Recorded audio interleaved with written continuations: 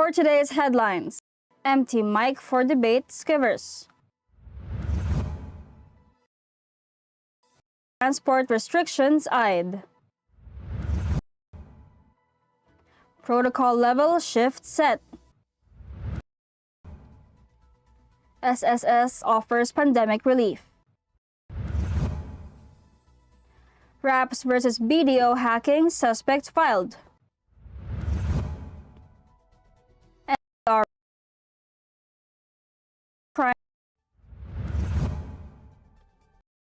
Biden threatens Putin with personal sanctions. Good morning, I am Venice Bautista and you are watching Tribune News on Q. Today is January 27, 2022, and here are the latest news of this Thursday morning. The Commission on Elections on Tuesday announced its plan to organize a debate among the presidential and vice presidential aspirants. Who refuse will suffer the ignominy of seeing his podium blank, empty, and lonely. The debates will be set sometime in February, COMELEC spokesperson James Jimenez said in a virtual media event. More debates would be held in March and April, shared to culminate the campaign season for the May 9, 2022 election. Venues in Luzon, Visayas, and Mindanao will host the events. These parleys will be open to media coverage, he said. Jimenez said that the participation of media will be open, meaning at every debate all media is invited. All media have the chance to watch and cover and may air the debates on respective platforms. In the past debates, only one broadcast station was allowed to air the program, while other stations hooked up. The COMELEC will discuss new guidelines with aspirants soon, and he said that COMELEC will start with the candidate negotiations very soon. They already have a draft memorandum of agreement that will share then with different candidates for them to agree to or for them to amend. Jimenez added that they want a set of guidelines, a set of rules that is applicable to all candidates to avoid questions that happened in the previous debates. No venue is being tapped for the event yet, and health protocols, however, will be observed. While the aspirants will not be required to join the debates, Jimenez disclosed that the poll body will leave the podium empty if an aspirant does not take part in the process. Jimenez said if a candidate refuses to attend, their podium will remain empty, and so they will be a big deal of the fact that they are not there. So he guesses that for a campaigner that could be a huge motivation to actually attend, so they are pretty confident that they will attend. Meanwhile, the poll body will raffle off slot for the e-rally channel, which will be on Friday, January 28. Vaccinated and partially vaccinated workers will no longer be able to ride public transportation next month as government authorities move to implement stricter measures to ward off threats of COVID-19. At a joint conference on Wednesday, Transportation Secretary Rebelio III and Interior and Local Government Eduardo Año announced a decision which upholds public safety. Under the new protocol, unvaccinated workers in industries and establishments allowed to operate in the National Capital Region will only be given 30 days 26 or until February 25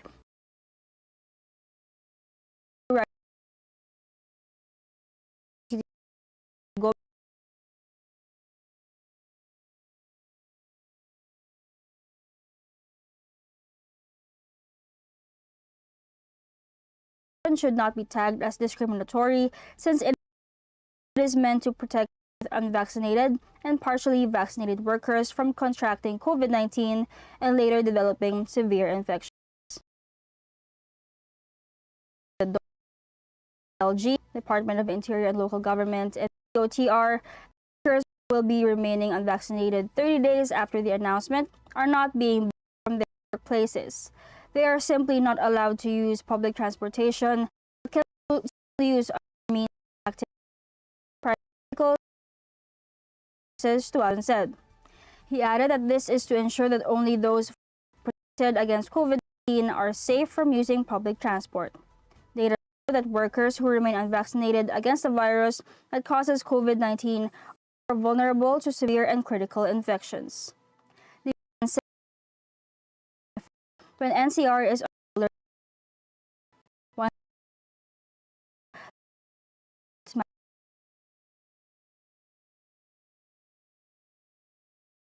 for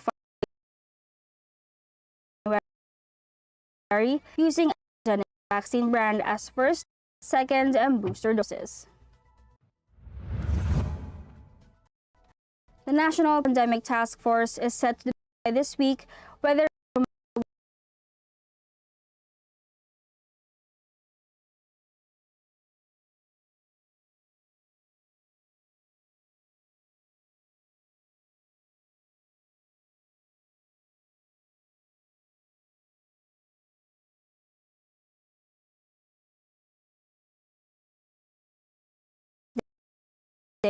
that they will make a decision as close as possible to February 1, and over the weekend they will to make a decision as far as Metro Manila is concerned. The F. Nogales said is looking at indicators to determine the appropriate alert level that will be imposed in Metro Manila as well as other provinces.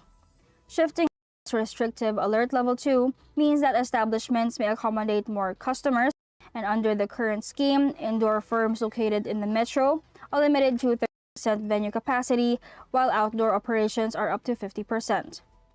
Earlier this week, Health Secretary Francisco Duque III raised the possibility that Metro Manila could be downgraded from Alert Level 3 to Alert Level 2 next month. He said COVID-19 cases in the region may have already peaked on 15 of January with high 18,000 infections and are now decreasing. Authorities have been reminding unvaccinated Filipinos to get anti-coronavirus jabs, which experts believe were effective in preventing hospitalizations and deaths. Senator Christopher Bongo, who is chairperson of the Senate Committee on Health, continues to appeal to the eligible population for vaccination to get inoculated. He believes that if the government vaccinates more Filipinos, then more people will be protected from the severe impact of COVID-19. Based on government data, over 58 million so far have been fully vaccinated against COVID-19, and more than 6 million Filipinos got their booster doses. Tribune News on Q will be back for these reminders. Botomoto Halalan 2022, the Daily Tribune special coverage. Si Harry Roque ang pinakamagaling na spokesman, kaya inggit sa kanya ang oposisyon. Tama lang na ipinaglaban ko ang balik trabaho para bumalik ang kita ng mga nagtatrabaho at naghahanap buhay. Hindi pwedeng magutom ang pamilya. Dapat lang po ingat buhay para sa hanap buhay. Basta trabaho, kita at hanap buhay ang nakataya. Nasa harap niyo po ako. Ibigay natin ang tudong suporta kay Harry. Makinig at makisali sa usapan every Friday night at 6 p.m. sa I Speak Katribo Podcast. Samahan sina Daniel at Alvin na pag-usapan ang mga relevant topic na tiyak kakarelatean nyo mga katribo. At pagdating ng Sunday at 7 p.m., Speak Your Mind with our I Speak program na sasagot sa mga tanong regarding the latest and relevant issues sa paligid natin. I-like at i-follow nyo ang Daily Tribune Facebook page at Tribune Now on YouTube para updated ka sa mga latest episode namin mga katribo.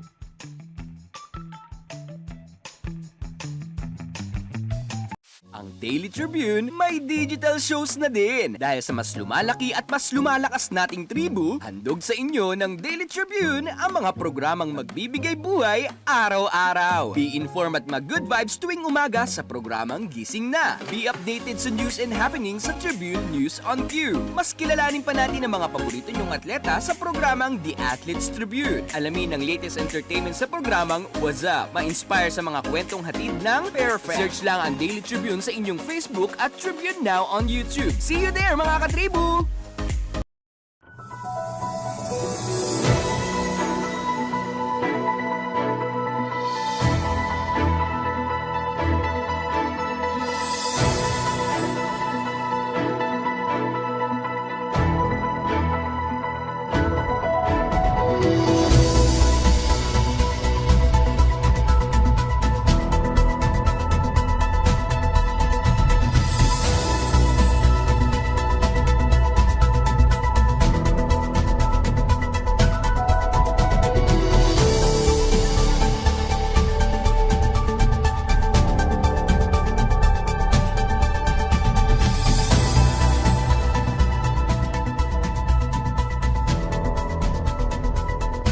Halalan 2022, the Daily Tribune special coverage.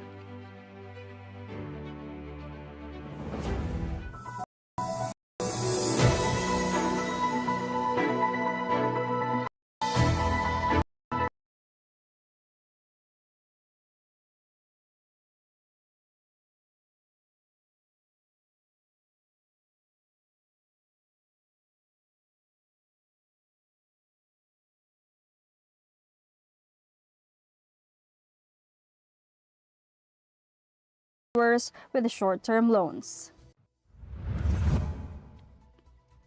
According to SSS Luzon Central 2 Vice President Gloria Corazon Andrada, the short-term member loan penalty condonation program is one of their initiatives under the Pandemic Relief and Restructuring Program.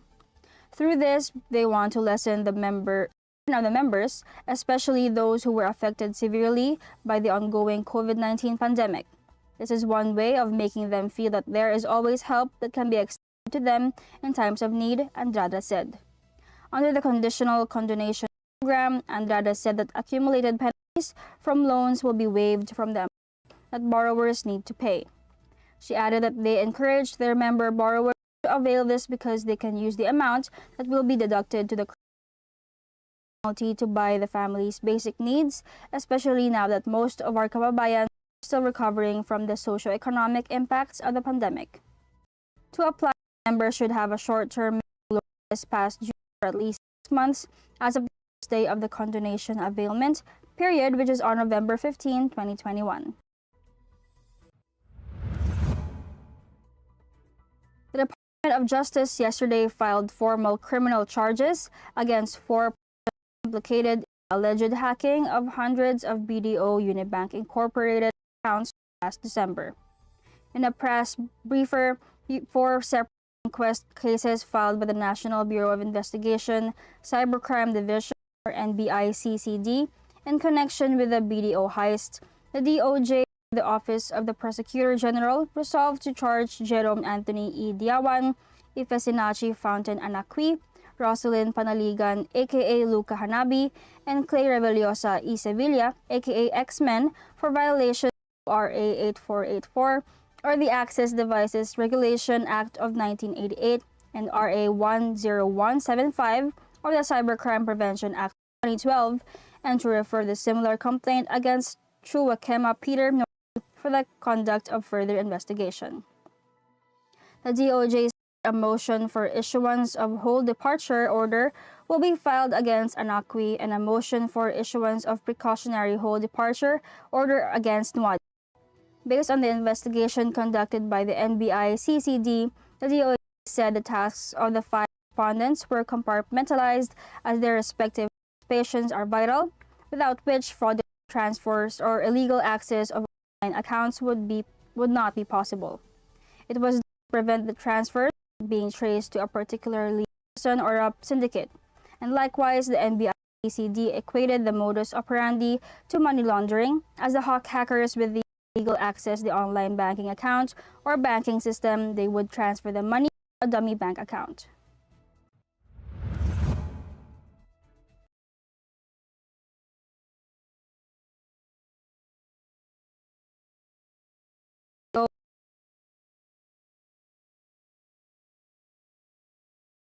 Of November 10, 2020,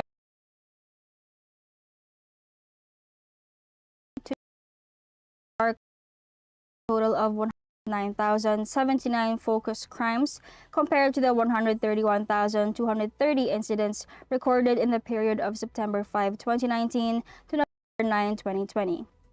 Focus crimes include homicide, physical injury, robbery, theft, motorcycle theft, and non-index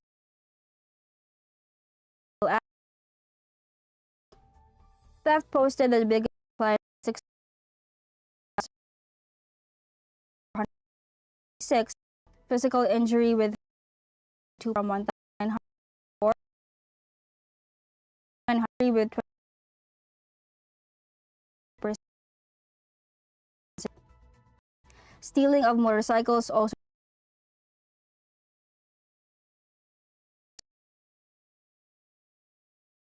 802 to 611, rape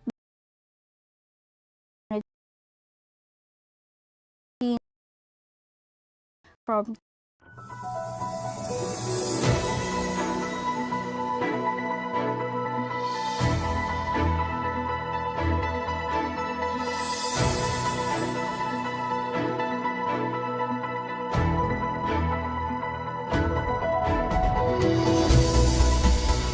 Halalan 2022, the Daily Tribune special coverage. Makinig at makisali sa usapan every Friday night at 6 p.m. sa I Speak Katribo Podcast. Samahan sina Daniel at Alvin na pag-usapan ang mga relevant topic na tiyak kakarelatean nyo mga katribo. At pagdating ng Sunday at 7 p.m., speak your mind with our I Speak program. This public service advisory is brought to you by Daily Tribune and 100.3 RJFM. Oh, vaccination, isolation. Gotta keep up with my nutrition. Gotta maintain my body condition. Then I can take my vaccination. What do I choose? What do I take? As long as it is not a fake. AstraZeneca, Moderna, BioNTech, even Sinovac, okay na.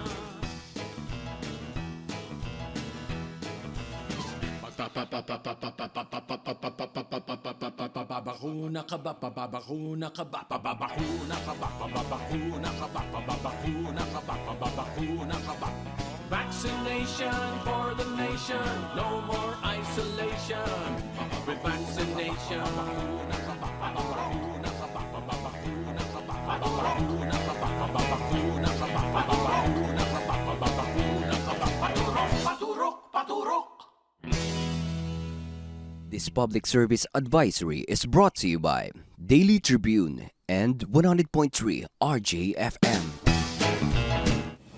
Botomoto Halalan 2022, the Daily Tribune special coverage.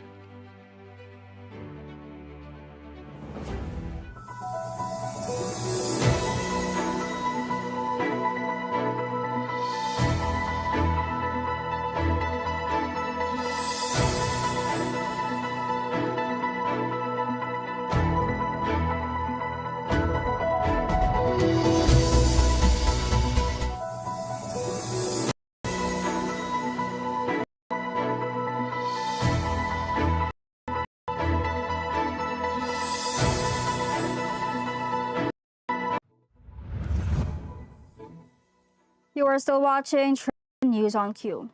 Now for our foreign news, the United States on Tuesday warned Moscow of damaging sanctions, including measures personally targeting President Vladimir Putin if it moves ahead with an invasion of Ukraine, as Russian combat troops massing around the pro-Western country launched new exercises. Tension appeared to be increasing, with the White House saying the risk of a Russian invasion of Ukraine remains imminent, warning that such a move would prompt enormous consequences and even change the world. President Joe Biden said he would consider adding direct sanctions on Putin to raft of measures of being drawn up. Biden agreed that he would see that when asked by reporters in Washington about targeting the Russian president, whom opponents have long accused of holding gigantic secret wealth. New measures would include restrictions on exports of high-tech U.S. equipment in the artificial intelligence, quantum computing, and aerospace sectors, the official told reporters on condition of anonymity. The official said that they were talking about the sophisticated technologies that they have designed and produced, and cutting them off would hit Putin's strategic ambitions to industrialize his economy quite hard. French President Emmanuel Macron said he would talk by telephone with Putin on Friday, seeking clarifications on Moscow tensions. That wraps up the stories this morning. But before we go, we would like to thank the following: Store, Araneta City, Department of Tourism, MG Motors, Hina Motors, Security Bank, and Overseas Community Affairs Council member Alan Lin of the Republic of China for their continued support. Again, this is Venice Bautista, and you are watching Tribune News on Q. Stay safe, stay healthy, and stay at home. Good morning. Catch the latest news on our website, tribune.net.ph. Follow us on Facebook, Twitter, and Instagram. Subscribe to our YouTube channel, Tribune Now. Download the Daily Tribune app on Apple Store for iOS and Google Play for Android to get the latest and most comprehensive news online. Daily Tribune invites you to join its Viber community, Katribu, to get updates on the hottest news on politics, business, sports, lifestyle, and entertainment. Emoticons of the Tribune mascot Tarsito are available on our community Viber.